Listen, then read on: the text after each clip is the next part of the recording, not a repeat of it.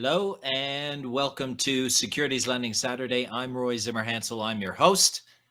Welcome to the first live Q&A that we've done since really starting this whole exercise almost a year ago. So if you're interested in securities lending, if you're a lender, a borrower, an intermediary, someone that services it like a fintech or other professional, or if you just have questions to ask, then today is the day for you, and this is the place to be. So let's get started.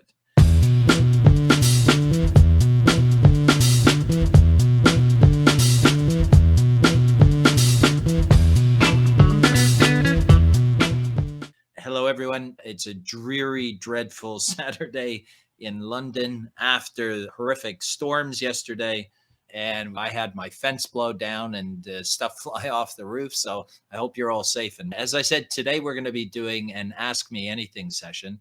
As I said before, this might be the quickest and shortest session that we've had, or who knows, it might even be the longest.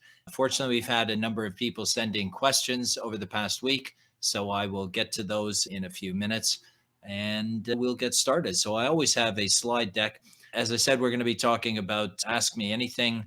That was the original idea. When I started this a year ago, I was really planning on just doing maybe monthly Q&A type sessions, and people could pop up and ask questions. What I realized with feedback after the very first session is that what people really wanted to do is, rather than ask questions, they wanted me to lead the conversation in the sense of being able to talk about specific topics, which would then generate questions for other people. And that's really what we've been doing this past sort of 30 some weeks, almost 40. In fact, this is what we have been talking about this whole past period since I think it was May last year. And that covers the full range of topics, really, from beginning to end. But there's always something else to talk about. So today we're going to talk about the live and Q&A to answer questions that people in the audience have. But next week, we're going to do a comparison of securities lending and repo. What's the same? What's different? Why does someone use one transaction as opposed to the other, right? And how do they complement and how do they differentiate each other? So we will talk about that next week. This week, obviously, it's a live Q&A. If you are out there, feel free to drop a question into the comments. Wherever you are, let me know that you are watching. Let me know where you're watching from. And if you have any questions, then let me know. So this is Ask Me Anything. As I say, you can ask me anything, but it has to be about securities lending. You can ask me anything anyway. I probably will have an answer. Whether it's an informed answer or not, I'll let you be the judge of that. So that's what we're talking about today. Of course, the whole idea of getting questions raised, answered, shared, and informing the community is really one that I've been trying to do since launching this channel. And as those of you that have seen me probably even once, that I'm on a drive right now to get to 500 subscribers, because then YouTube opens up the community channel where we can ask questions and share information. So we've had quite a lot of comments and questions come in from viewers over the past couple of months, and I really appreciate that. We can take it up another step further. I think going into this call, we added 18 new subscribers in the last week, and that puts us at a grand total right now of 487. So if we add 13 more, we'll be at that 500 number, and then we can step things up. I'll probably do a giveaway of some type as well. And look, this is about sharing information and getting questions answered, and that's what it's all about. If you want to help me do that, make certain that you have subscribed if these videos help you. If you want to also ring the bell there, you'll see when I do a new video. And if you want to tell your friends, colleagues, people you meet in the street that you don't even know, tell them they should learn about securities lending, and this is the place for them. Right. People have sent in 6 questions over the past week since I announced that I was going to do this live Q&A session last week. These are the 6. We will talk about almost all of them, maybe not all of them, but let's start with the first one. What are the differences between securities lending and repo? Now, first of all, I've done quite one of my more popular videos. It was exactly on that topic. So, in the notes after the show for tomorrow, what I'll do is I'll put a link for any relevant videos that I refer to. Probably also some blog posts if I also think that they're relevant for further reading. If you're really interested in it, you'll be able to see them there. And I'll be doing that. But look, fundamentally, I guess securities lending and repo, the whole essence of both transaction types really are what drives them primarily. So, securities lending is primarily driven by the need for a borrower to target a specific asset. What they're looking for is a specific stock that they want to borrow, maybe for a short sale, maybe for a collateral transformation trade, whatever it is, it's very specific. It's asset specific, an asset that the owner has that the borrower wants to obtain. Repo transactions, again, generally are done because one party has a surplus of cash and another party has a shortage of cash, and they want to do a loan. It's basically a secured cash loan, usually. That's the whole idea behind it. Someone needs money, they provide collateral that the cash lender is willing to accept. So it's less about a specific asset, it's much more about a type of asset, an issuer of assets, the value of the assets, the liquidity and marketability of the asset, the credit rating of the asset. It's all about sort of similar assets. So one AA rated corporate bond, it will be broadly equivalent to another AA rated corporate bond. Or same with equities, same with government bonds, they might come in tiers. So the repo transactions are much more about secured lending. Securities lending transactions are much more about a borrower acquiring a specific asset that they need for a trading strategy. Of course, there's more differences and nuances, but that's what we'll be talking about next week. So that is question number 1, been discussed and done. Let's move on to question number 2. Who benefits from securities lending? Which I think really is a great question.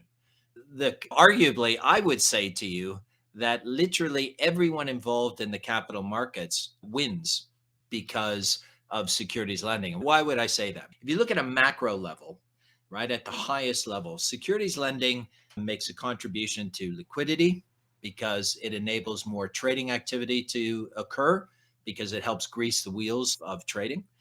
Number 2, because it also enables short selling, it has a positive impact towards price discovery because short sellers can now add their view about securities into the market and help provide a different perspective than just long only providers. And of course, settlement efficiency is enhanced by securities lending activity. If I have a delivery to make and I don't have the securities for whatever reason, I can always borrow them and deliver to my counterparty. That reduces systemic risk. So at a macro level, liquidity, price discovery, and efficiency. If you look at a micro level, of course, a long investor that holds an asset that's in demand, of course, they generate revenue, and that accumulates either as incremental performance returns over time, or perhaps as we might see with some exchange traded funds, that it's a reduction in their operating expenses, and different investors might allocate it differently. Some people offset it against the administrative costs of having a global portfolio.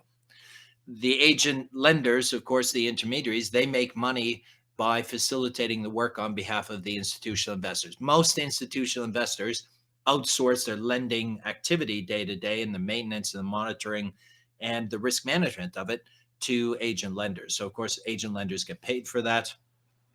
The borrowing intermediaries, like prime brokers, what they're doing is they're borrowing securities to enable their clients or themselves on behalf of their clients to execute trades. And it's part of an overall sort of service that they provide to their clients. So again, they're providing a service and generating income from that.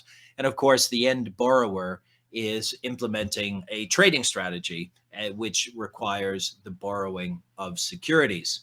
So I would say that if you're involved in the capital markets, you're certainly impacted by securities lending. And in my personal view, that's a positive impact. So that's question number 2. Look, I've had a couple of comments from LinkedIn users. As usual, I can't see who you are, so my apologies because I can't name you. But yeah, it's actually a good point. With 487 subscribers, that leaves me 13 away from 500. Now, those of you who know me well will know that 13, in fact, is my lucky number. I was born on Friday the 13th. And I know many of you out there will be saying that explains quite a lot. So hopefully we'll get that final 13. One of the questions here is, hey, Roy, thanks for putting in efforts. Do you think if there is something others in the community can help you with to take this initiative further? Wow. Look, that's fantastic. My vision for this, and I run this for a private securities lending professionals club that I run, a private membership club. Yeah, my idea of this and my vision of this is that if we have a central community where people can bring their individual expertise, then I think that makes for a better finance community overall, particularly in light of my last answer, where I think everyone benefits from having a better securities finance market. So for me, what I would like to see develop is if I can host this community channel, then people with other areas of expertise can also join in to contribute answers into the boxes. But look, for me, I really even like it if someone else came onto the show with me. I can talk generally about a lot of things. I can talk specifically about many things. If people in the community have areas of specific expertise on one of the topics I have covered or haven't covered, I'd love to have someone on as a guest with me here. We've done plenty of live streams on Wednesdays where we've had guests and partners talking about specific issues. So, yeah, look, I think that's a great question. I'd love to have people contribute to make it better. This isn't about me trying to promote my stuff. It's about trying to make the finance community bigger, better, smarter, and more efficient, and on a global scale as well. So thanks very much for that question. I think it's exactly what it's all about. Okay, question number 3. Can individual investors do securities lending, or is it just mutual funds and other large investors? Again, that's a terrific question. Look, I would look at that. I'd almost flip it on its head and say individual investors are already doing securities lending, but probably don't know it. If you hold a mutual fund, if you hold an exchange traded fund, many insurance policies benefit from securities lending, and many corporate pension funds benefit from securities lending. So hidden in the background here is you're probably already making money. If you have a mutual fund ETF, an insurance policy, or a corporate pension fund, there's a chance you're already making money from securities lending. Of course, that's not what the real intent of the question is. The real question is, can individual investors participate themselves? And I think over the past kind of 3 to 5 years, we've seen a dramatic growth in the accessibility of it and participation by retail investors. And of course, over the last year, the volume and focus on retail investors, maybe over the past 18 months, has been skyrocketing. January of 2021, we saw GameStop, and that got a huge amount of interest and publicity and focus. And so I think individual investors clearly, for me, are probably the fastest growing community in terms of numbers.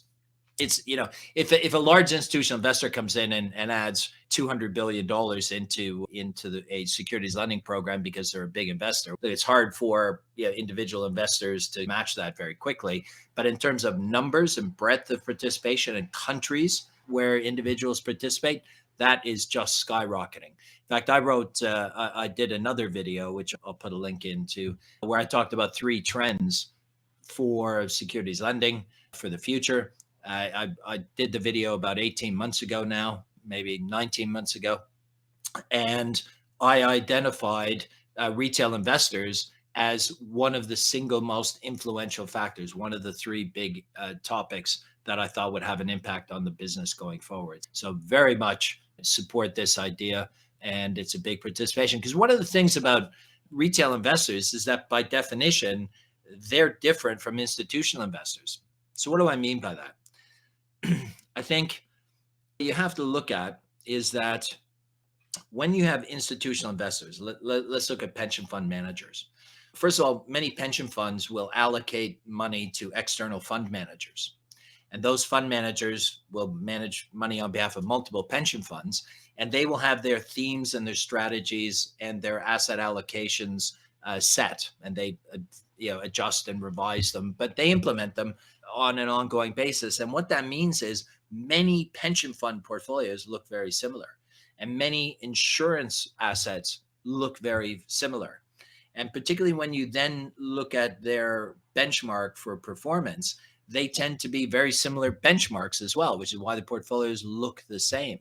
And so, while in many ways that's quite good because it allows consistency of comparison and makes that easier, and that's good for performance monitoring, it also means that there's a lot of looky-likey portfolios there. So, number one, you end up having oversupply of those securities relative to the demand at this time.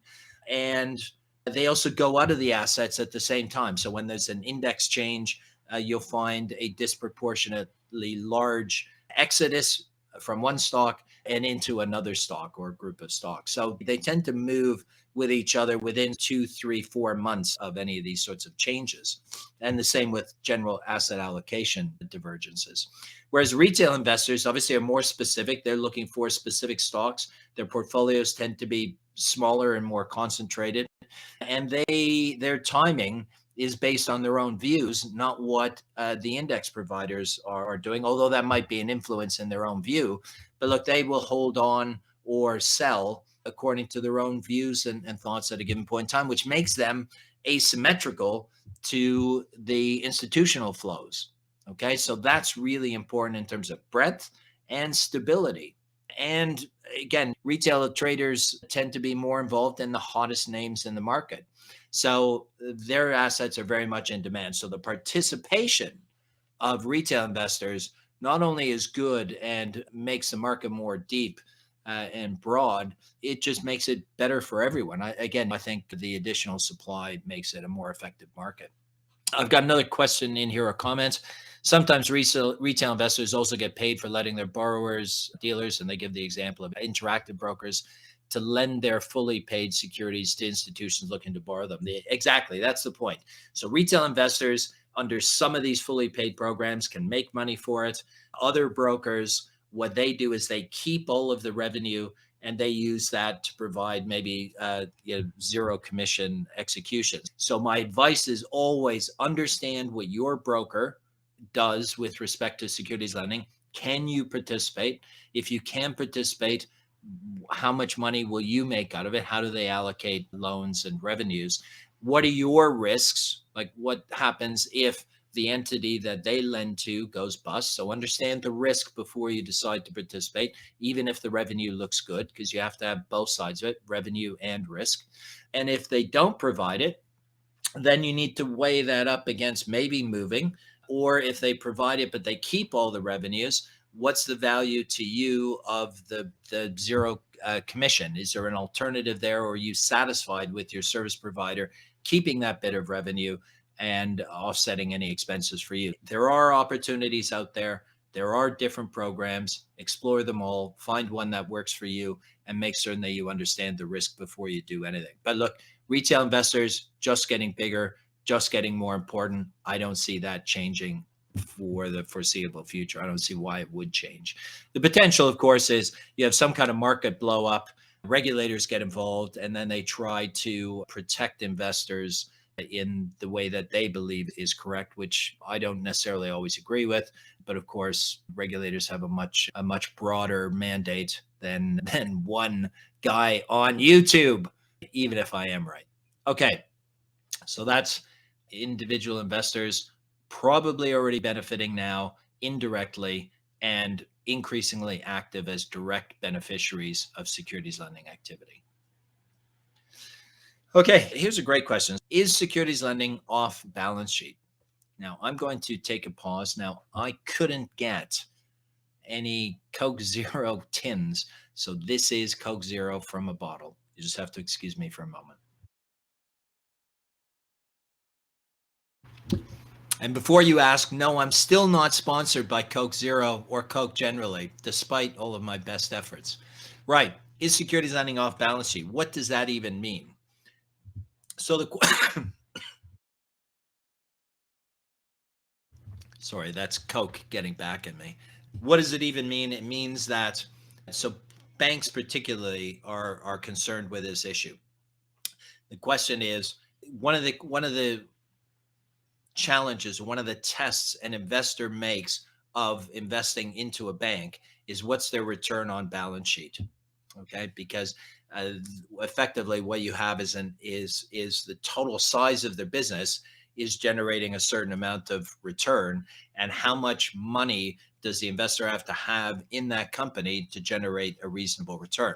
So the idea is you shrink the balance sheet of the business, your return per dollar of balance sheet usage. So banks are always trying to reduce their balance sheet usage.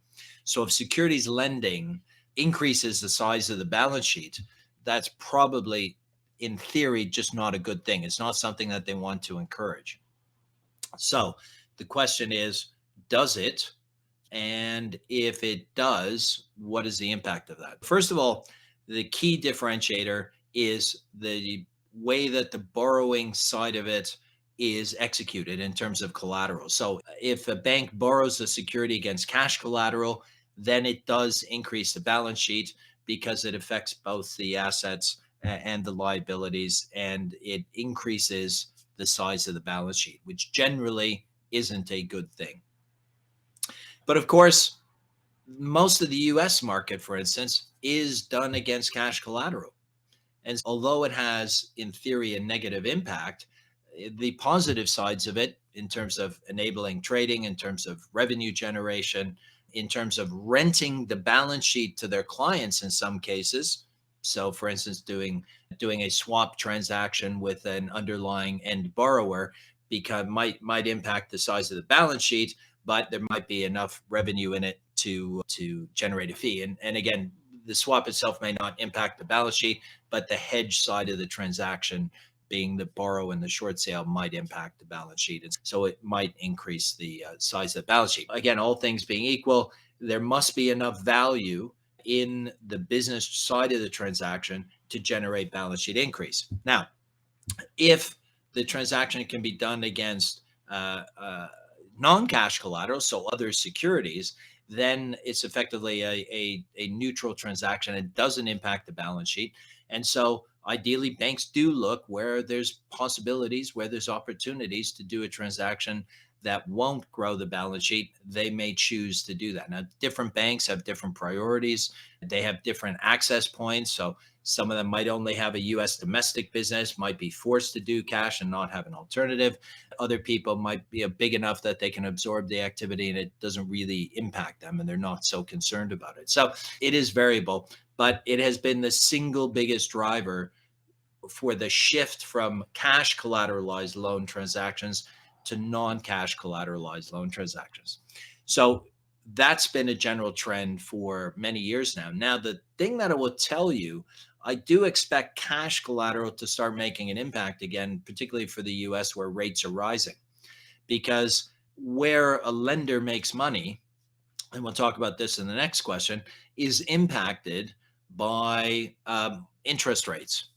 And so the fact that investors and their agent lenders that act on their behalf will have better opportunities to invest cash in the coming months and years in the US means that the actual direct cost of borrowing might actually go down because investors can make a higher return on the other side. So again, it's not just a yes, no, is it good or is it bad? It's really an accumulation of factors there.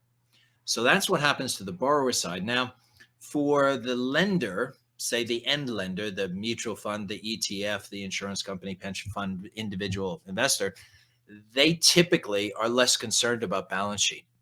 All right. They don't get judged on that because typically they aren't getting investors coming into them, assessing them based on the performance on the balance sheet. It does happen in some cases, but that's not really their main driver. So it's a non-issue for those entities. It's much more an issue of the risk components of cash collateral versus non-cash collateral and what it means to them.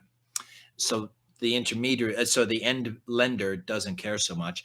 And the intermediaries, so the agent lenders, although they're banks, typically this isn't a balance sheet transaction unless they're acting as principal. right? In some cases, an agent lender not really acting as an agent, they're acting as a principal intermediary. So for them, more of the direct cost really comes in terms of the cost of providing an indemnification against the borrower default. So while that's not balance sheet, that does cost capital reserves. All right. And in the case of a bank providing an indemnification where they actually do reserve capital for it, there are other ways to do indemnifications. There are insurance policies, there are liquidity lines, and each of those has a cost impact, but they aren't balance sheet issues.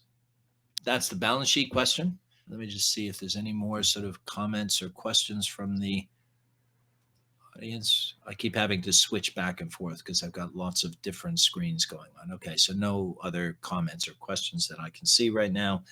So let me go to the next question.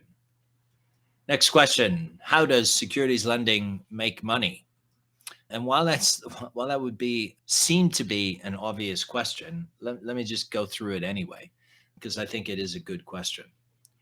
So the investor that owns the asset, that lends it out, whether they do it directly or whether they use an intermediary, they're getting paid for the rental value of that security. If they own the asset, they're going to lend it out, and then they're going to get it back at the end of the transaction. So someone is effectively renting it because they still get all the benefits of ownership, except for voting, and that money just flows to them. So they get rental value of that. Now, the amount of rental value, which you could call the intrinsic value of the asset, how much is the scarcity value of that asset? If there are lots and lots of holders of exactly the same asset that all also lend out their security, there's very little scarcity value in that because there's lots of different sources. If there's a lot of demand for it and there are very few sources of supply willing to lend it out, then it has high scarcity value, high intrinsic value, would generate a high fee. Okay. So it's all about renting it and scarcity / intrinsic value of the asset in demand. Because remember, securities lending, the borrower wants a specific asset, right? That's what they need. A substitute doesn't really work. So that's one part of it. Now, cash collateral, if cash collateral is involved, then the intermediary, the agent lender usually, takes that cash and they invest it in money market instruments. Okay. And that generates extra money, right? It's another investment. So if you think of it, a pension fund might raise money from their pensioners, gets that cash, buys a security, that security goes on loan. They get the cash back for that for the interim period while it's on loan. And then the agent lender makes another investment with that. So you're looking at a secondary return. Now, of course, with all investments, it carries additional risk. And there are different risk appetites amongst the investors and the agent lenders that are involved. And so there are incremental revenue opportunities. And the more risk you want to take, it's likely the more revenue you make from that. So there's a secondary source of income.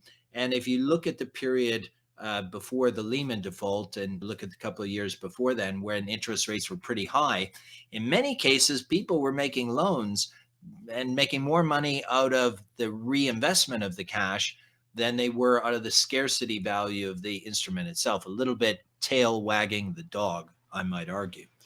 But look, where there's opportunity, there is almost always risk. And most of the time, that's satisfactory. And you can have very low risk strategies that likely won't generate any losses, but will reduce the amount of income that you might make.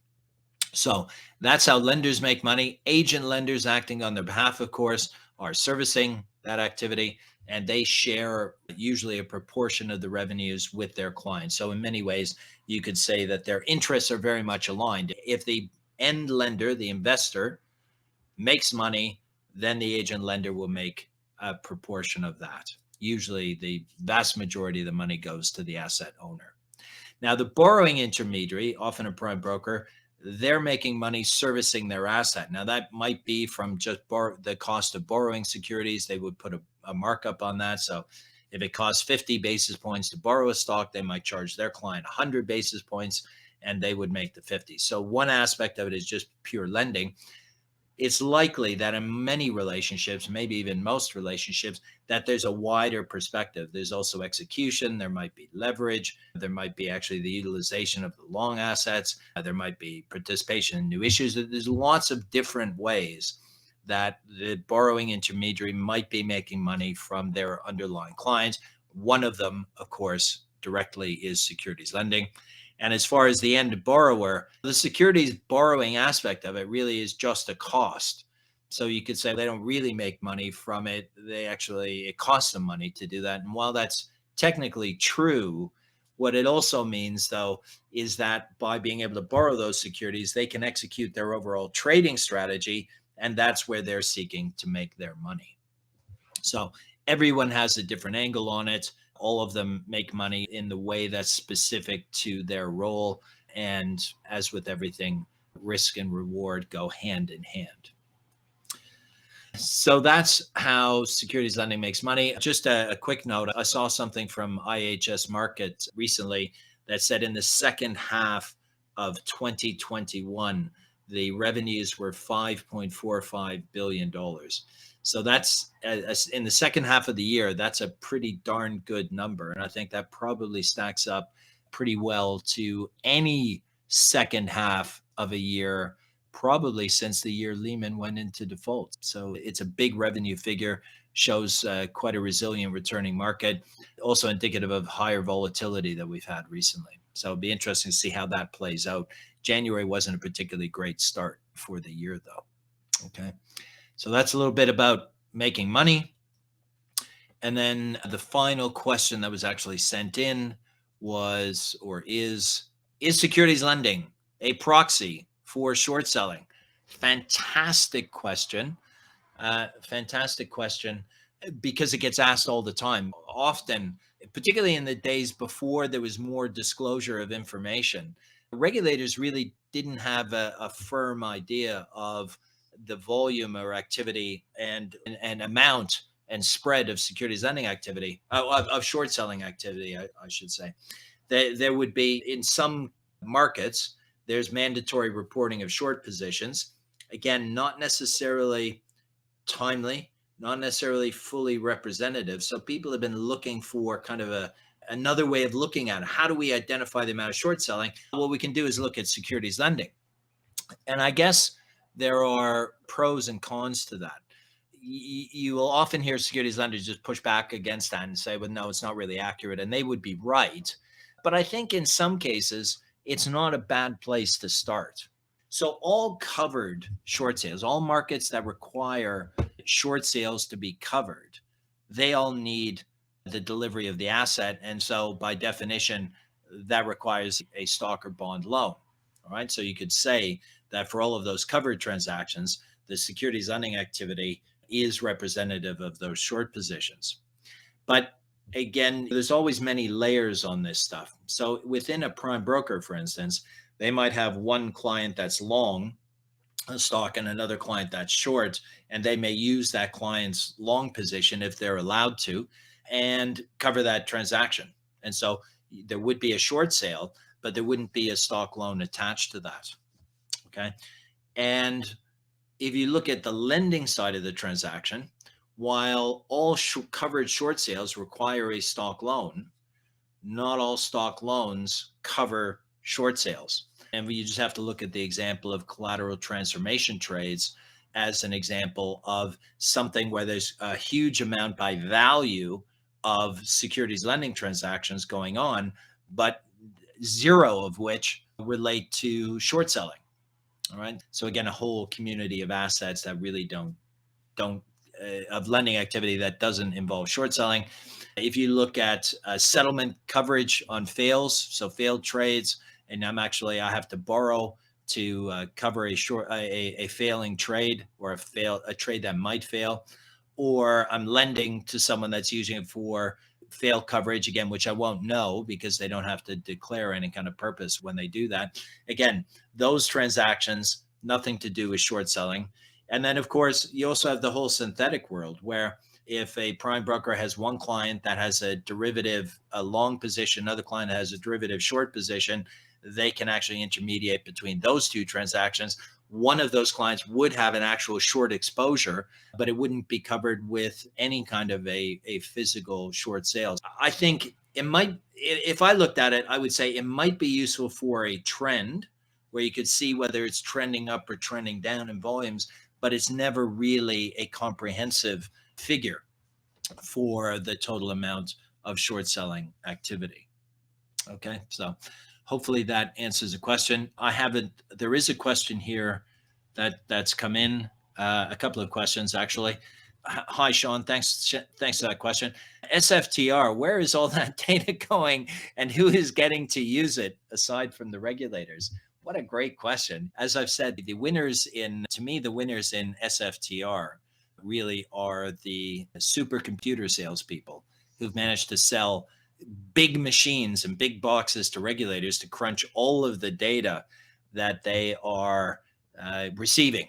And some, I'm sure, are going through the data and looking for bubbles, risks, roadblocks, problems, but also checking the activity that their regulated members are engaging in. So I think there is a community of regulators that are doing that. I think some of the regulators are just creating big data piles, which they'll get around to when someone tells them what to do with it. And while that sounds dismissive, I'm not convinced that going into SFTR, regulators really knew what they were looking for. I'm also equally not convinced that a while down the road now that really they know any better than they did then. I'm sure some do. Again, it's all a journey, really. As far as other people that get access to data, the big winners, aside from the supercomputer salesman, which is a little bit of a joke, but not really, is the firms themselves. So the firms, I think many firms have a much better understanding today of their business, their own activity, than they did before SFTR. So the real value of SFTR is the knowledge and information that it's provided companies to manage their own businesses more effectively. And we've seen firms adjust their activity based on information they've learned as a result of SFTR. Now, aside from other providers, of course, the trade repositories get all of this data, but because of their position in the market, they're not really able to use that data. But I got to tell you, that is gold dust sitting there. So I think the real challenge and the real opportunity going forward is how can information from the trade repositories that get reported to regulators, how can that become more accessible to the market on a fair and reasonably priced and timely basis? Because I think really there are all kinds of people, from academics who will actually study the impact of activity on markets, which I think would be really valuable. They are dying for data. And for many academics that I know, they have a struggle getting information, really comprehensive information. And now we have clean, scrubbed, matched data that's sitting there waiting to be interrogated. So I'd like to see some kind of movement in terms of improving the information out in the market. So I'm interested in what, Sean, if you have anything that you want to add to that with your own views, but thanks for that question. We also have another question from Harbin. How does securities lending play a role in swaps? Yeah, I briefly touched on that a moment ago. So if you think of an end investor, a hedge fund, for example, that wants to take a short or a long position in a security, they have a couple of options. Number one, they can buy it themselves, or they can do an approved short sale themselves, or they can go to their service provider, their prime broker or bank or securities firm that they deal through, and say, I don't really want to put this on my own books because it's faster, it's easier if you do it, or maybe you can provide me with some leverage, or I just don't want the hassle of doing it. Why don't I rent your balance sheet and you put this trade on your own books? And let's say, for example, we're talking here about a short sale. They want to do a short sale of Apple shares. And so rather than execute that trade themselves, so say to their prime broker, please write me a swap, so that the hedge fund then gets any performance, positive or negative. In the case of a short position, as falling price is good for them, that's their positive. But whatever happens to the stock price, economically, it impacts the hedge fund. But in the marketplace, is the prime broker. The prime broker now has an exposure. So if the stock price goes up, they'll make money out of that in theory, because the short position will lose money, and vice versa. But they can only do that if they're actually in the market. And so if the stock price falls, then their client, the hedge fund putting on the trade, they need to be paid. So they will hedge themselves to make certain that they're covered both ways, whether it goes up or down. Now, they have two options of covering themselves. They could, as I said before, maybe they have another client that wants to go long Apple shares.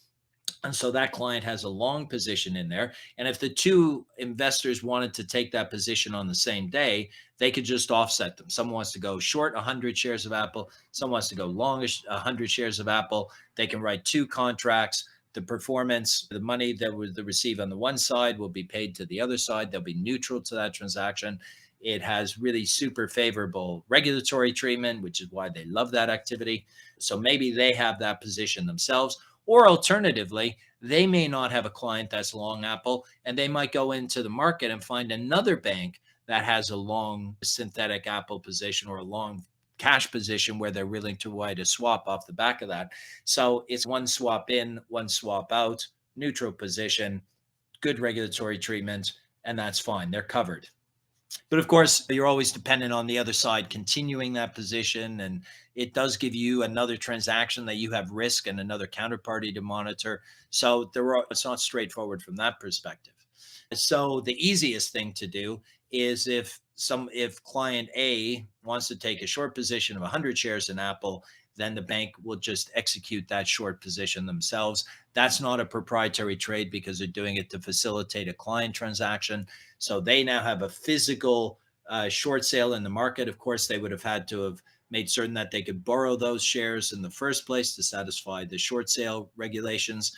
And then when it comes time to settle it, they'll have borrowed the shares and delivered it. So stock borrowing there is to satisfy not the bank's position in theory economically, but the end hedge fund who's used a swap with their prime broker.